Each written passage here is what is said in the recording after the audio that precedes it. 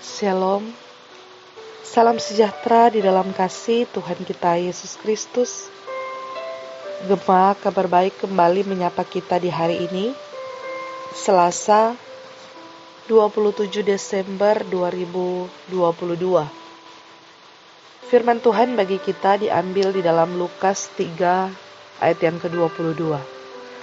Dan turunlah Roh Kudus dalam rupa burung merpati ke atasnya, dan terdengarlah suara dari langit, Engkaulah anakku yang kukasihi, kepadamulah aku berkenan.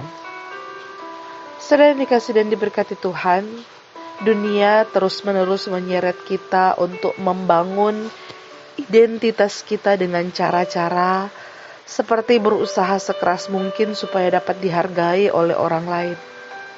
Berusaha untuk membuktikan diri supaya orang mengenal siapa saya. Identitas bagi dunia dilihat dari apa yang sudah kamu capai, apa jabatan kamu, seberapa kayanya kamu, dan apa yang sudah kamu peroleh. Saudara, sesungguhnya hal yang demikian bukanlah pembangunan identitas yang benar. Dari apa yang kita lihat di ayat yang kedua, di situ dikatakan Yesus kemudian menerima pembaptisan Yohanes. Alasan kenapa Yesus harus dibaptis tentu bukan karena Yesus perlu pertobatan. Tetapi dalam Injil Matius kita melihat ada penekanan yang membahas tentang hal yang sama. Di situ Matius mencatat, demikian sepatutnya kita menggenapkan kehendak Allah. Lalu kemudian setelah Yesus dibaptiskan dikatakan langit terbuka, Roh Kudus turun ke atasnya dan terdengar suara dari langit yang mengatakan bahwa sesungguhnya Yesus ini adalah anak Allah yang dikasihinya. Di sini Bapa meneguhkan identitas Yesus sebagai sang anak, sebagai satu-satunya anak, Yesus anak yang tunggal. Saudara, sesungguhnya kita pun memiliki identitas yang mulia, yaitu kita bisa mengatakan kita ini anak Allah. Yesus adalah anak Allah dan kita diadopsi di dalam Yesus Kristus menjadi anak Allah. Jadi kita adalah anak Allah yang dikasihinya.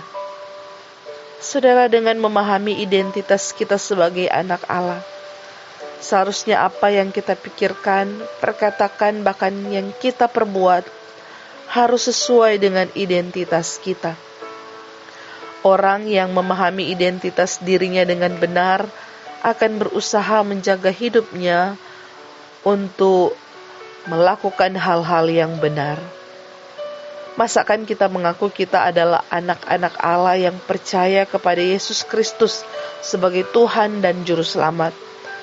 Tetapi di dalam tindakan kita, perkataan kita, justru menunjukkan sebaliknya. Kita melakukan hal-hal yang bobrok, yang berdosa. Kita mengatakan hal-hal yang kotor, dan kita memikirkan hal-hal yang duniawi, hal-hal yang najis. Itu bukan menunjukkan identitas yang sesungguhnya. Oleh karena itu saudara, marilah kita senantiasa hidup dalam kebenaran. Karena sesungguhnya kita adalah anak Allah, Allah kita adalah Allah yang benar dan membenci dosa.